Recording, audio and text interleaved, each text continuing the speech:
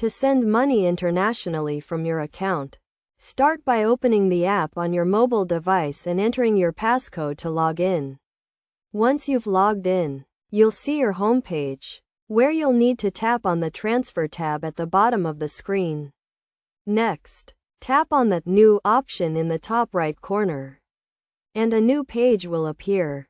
On this page, select the option to Send International, and then choose your destination country, for example, the United States. After selecting the country, you'll need to enter the amount you want to send, and you can also change the currency if needed.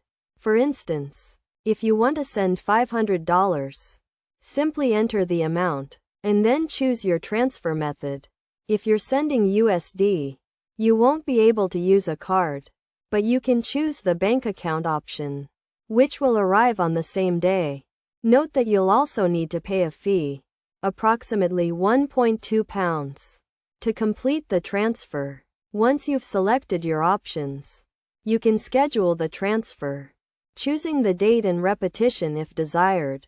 Tap Continue to proceed, and then enter the recipient's details, including their account number, routing number, first and middle names, and last name. You can also enter their email address if you like, but this is optional. After adding the recipient, you can transfer the money from your account.